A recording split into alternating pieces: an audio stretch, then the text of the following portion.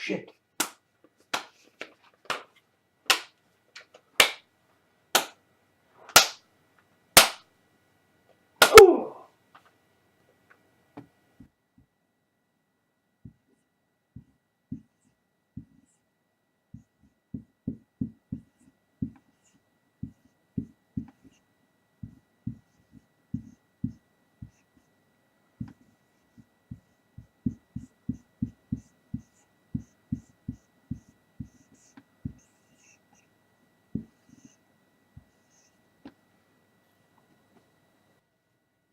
Hello, and welcome to Chapter 6 of Book 1 of You Should Be Reading. This week, we're going to be looking at Robert Ludlum's The Bourne Identity. Now, I'm going to first preface this with the fact that the Bourne Identity book and the Bourne Identity movie, the 2002 version with Matt Damon, not the 1988? But there was another one, made-for-TV movie, starring somebody else. I haven't seen that one. I have seen the Matt Damon one. But the book and the movie are two very different creatures, despite having some similarities. Now, also on top of that, I just want to say briefly, because I know there are a lot of people out there that are kind of the opinion that books, or movies, I should say, based off of books, there are a lot of people that are very much, they get angry a lot about this. They're purists in a way. They're all like, well, you shouldn't do anything that it takes away too much from the book. The movie adaptation is supposed to be an absolute, faithful creation of a visual media based off of something that is not a visual media, and you just can't do that. There has to be some leeway. There has to be some give and take with that. Now, that's what I'm going to say now.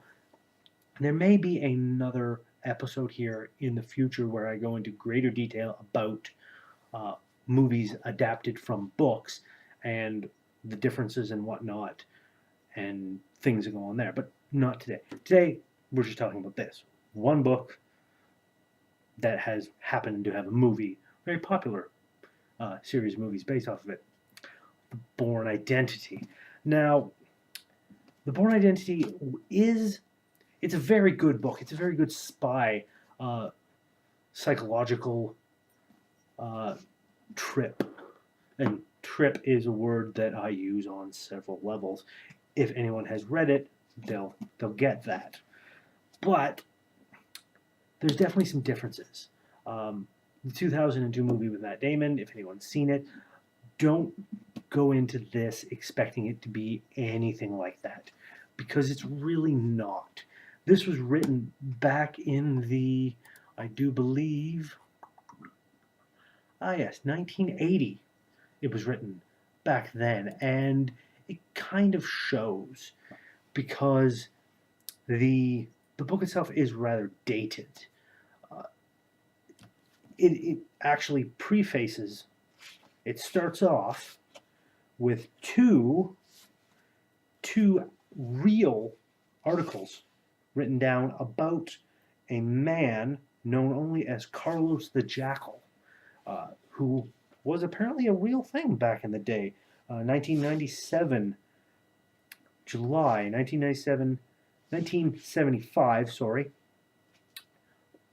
1975, July, looking for Carlos the Jackal, who was a real person, a real suspect in international intrigue. This book is kind of based with that character in mind, in a way. And it basically starts much like the movie. Jason Bourne winds up in the ocean with amnesia, doesn't remember who he is, ends up finding out some clues that lead him to Zurich, Switzerland. This much is very much in keeping. There's a lot of similarities between the book and the movie, enough so that you can kind of follow that thread. But after about the first quarter of the book, it really the movie really diverged and went on its own path. Kudos to it because it was a good movie. I enjoyed it. The book, however, definitely delves into a little more in-depth characterization of Jason Bourne himself, of this man's struggle to find out who he is, as well as the character of Marie Saint Jacques, who that character, I'm not even sure, I can't remember if it's the same character in the movie, same name, but the girl, the love interest of Jason Bourne. Uh, she in the book, is actually a Canadian economist, which, Canadian, I love that.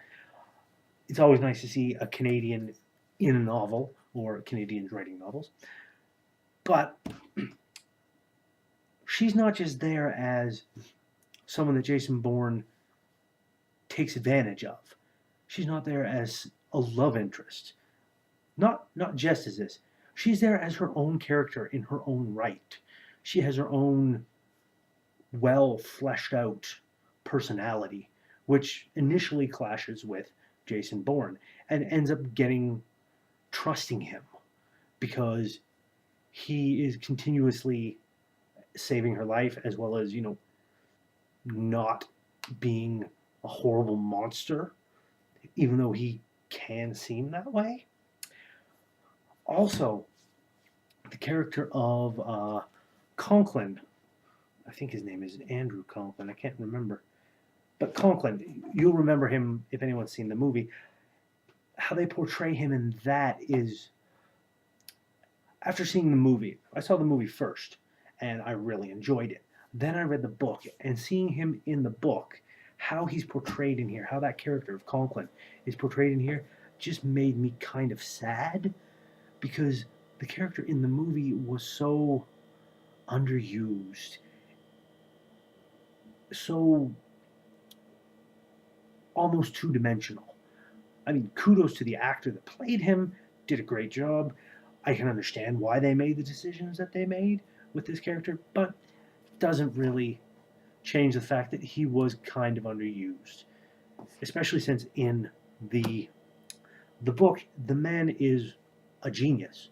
He is a sheer genius of political intrigue, espionage, tactical maneuvering, and everything. The man basically created Jason Bourne, created him out of whole cloth. Now, so I mentioned this was dated, and it is. It's definitely a 1980s book because of the simple fact that all the technology in this book was just the technology that was available at the time of the writing. There was no real internet back then, not of a sort that would make things happen. There was telephone hardlines. There was no, I don't think, cell phones back then, but there could have been, I'm not sure. But it's all very much, I mean, how he finds out about the Swiss bank account that he has access to. In the movie, it was a small cylindrical thing that shone a laser that shone the code on the wall. In the book, it was a tiny piece of microfilm. Microfilm. Imagine that for a minute. Microfilm hasn't really been used, especially in spy thrillers, in quite a while. Pretty much back in the days when this was all happening. So yeah, microfilm. There wasn't nearly as much cooperation, nearly as much widespread surveillance as is especially depicted in the movies. So it's a little dated of a book, but it still manages to come across as a very tense thriller, very tense spy espionage thriller. It really delves into a lot of the characterization of how he does things, of how this man, Jason Bourne, how he manages to become anyone, how he manages to slip into identities, change his appearance. And it's all based on literally skin tone and eye color. Because his skin tone, his eye color, they say his eyes are hazel, so that they can look green one minute, blue or brown the next minute, simply with the addition of slightly different contact lenses that kind of polarize the light, gives them a whole different appearance. And he just seems to be an absolute chameleon, is how they describe him. Able to blend in, to disappear. During the first little bit of the book, he's not quite good at it because he's still recovering. He's still getting back snatches of his memory. But as it progresses, it gets interesting, and why he became Jason Bourne, why it all came about, was all as a plot, a simple plot cooked up by the CIA, I believe. Yes, the CIA to catch Carlos the Jackal, who, as I said, was a real life threat, a real life mystery, possibly not even real, but made up. I don't think anybody knows for sure. I'm not sure. I didn't do any research into this. So, yeah, I might be just talking for no reason. But yeah, it was created to catch him because he was supposed to be a threat. He was supposed to bill himself out as a threat. And he was in the persona of this man, of Jason Bourne. He took on the role of it, deep cover, for 3 years, non-stop, 24 hours a day, 365 days a year, that he was forced to be in deep cover. And if any of you have seen any television shows or read any books on this, being in any type of deep cover for months on end can be very mentally jarring, psychologically scarring, in fact. And Robert Ludlum took it to the extreme by putting him in it for 3 years before making all this fun stuff come about and writing this book. It can be a little slow at times, a little bit of a slow read, but that's not always a bad thing. Having constant action again and again and again, it can wear on a person, especially trying to read and keep up with all this fun stuff that's going on. So having some slow times, having some stuff here and there, just slow it down, make it nice and easy. It's rather nice. I would recommend it highly. The second and third book in the trilogy, The Bourne Supremacy and The Bourne Ultimatum, I would also recommend. I've read them both. They are both equally as enjoyable as this one, even though the plots of The Bourne Supremacy and The Bourne Ultimatum diverge even more wildly and really have nothing at all in common with the movies of the same names. If I remember correctly, the Bourne Ultimatum movie... Is it the Bourne Ultimatum movie? No. The Bourne Supremacy movie actually has a little bit more in common with the Bourne Ultimatum than it does with the Bourne Supremacy novel. Again, adaptations, not really going to get into it. But I will say they are good books. You should read it. It wraps everything up nice and neat. Brings Jason Bourne kind of full circle in a way. Gives him some closure. Really puts him through the ringer over the course of it. But it's all very believable. I can read this book, those two books, and I can believe that they are... that I'm reading something that could have actually happened. That this is not some superhuman spy. I mean, no offense to Matt Damon. Great movies, as I said. And I love watching him beat up the bad guys and be super awesome. But I can believe this Bourne more than I can believe Matt Damon's Bourne. Now, the Bourne Legacy, I half read.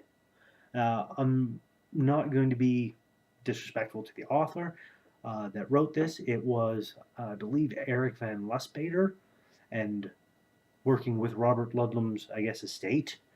I don't know if Robert Ludlum had any real input over it or if he had passed away at the time. I don't know for sure. But the Bourne Legacy, it didn't really grab me. It didn't reach out and sink its hooks into me like the Bourne Identity did. After reading this, I had to immediately go out and find the next 2 books in the series. I had to read them both. I had to get the whole trilogy under my belt, and it was a good read.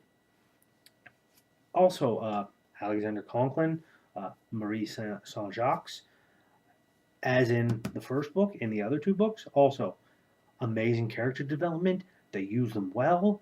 There's a lot of involvement of those characters. They are central to the plot of Jason Bourne, and I'm glad for it. I'm happy that it happened. So, well, that's about it. So this week you should be reading The Bourne Identity by Robert Ludlum. And, my friends, I will leave you with this. The trawler plunged into the angry swells of the dark, furious sea like an awkward animal trying desperately to break out of an impenetrable swamp. The waves rose to Goliathan heights, crashing into the hull with the power of raw tonnage. The white spray caught in the night sky cascaded down over the deck under the force of the night wind. Everywhere there were the sounds of inanimate pain, wood straining against wood, ropes twisting, stretched to the breaking point. The animal was dying. 2 abrupt explosions pierced the sounds of the sea and the wind and the vessel's pain. They came from the dimly lit cabin that rose and fell with its host's body. A man lunged out of the door, grasping the railing with one hand, holding his stomach with the other. A second man followed, the pursuit cautious, his intent violent. He stood, bracing himself in the cabin door. He raised a gun and fired again and again.